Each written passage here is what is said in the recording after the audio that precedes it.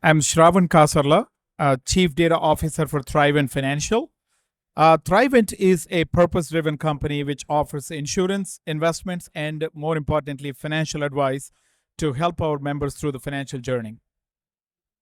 Wow, and what an interesting time in the financial services world, especially with the emergence of generative AI. So, what are you seeing in way of a shift to generative AI across the industry? And what do you think the opportunities are and where are the risks? Thank you. I know generative AI is disrupting every industry. I don't think it's just the financial services. But I know financial services have been very analytically driven companies for a very long time, even for the last 100 years. Most of the pricing was done with statistical modeling, and that turned into machine learning, made that models better. I think it is just that evolution that we're going to be.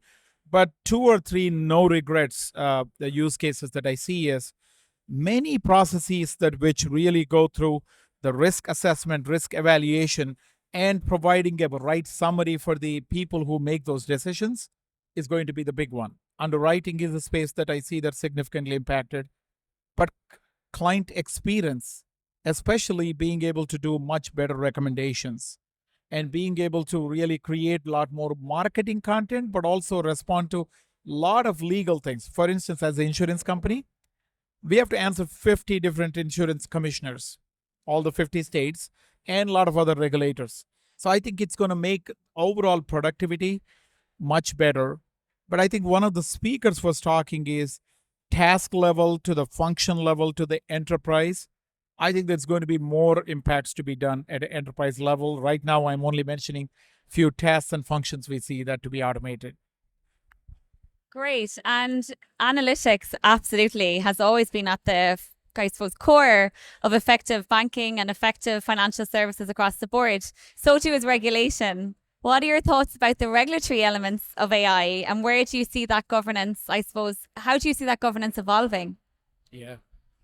No, I think regulations have been both. I think they channeled the energy and the innovation power of any technology, any modern development, just like they have been doing it with the banking regulations, whether it is their privacy regulations.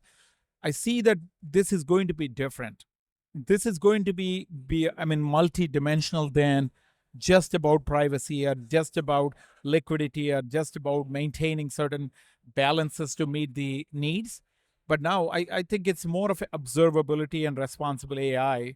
I think a regulation is going to probably help shape this for better of humanity and better of the society, as not just the industry or a company itself. I think that's the power of this one. It's a once in a generation type of things that come this kind of a disruptive technology. Just the way that when software came, there's nothing like that was there. There was no need for regulation, and that created the application of that. So I see the same thing happening now.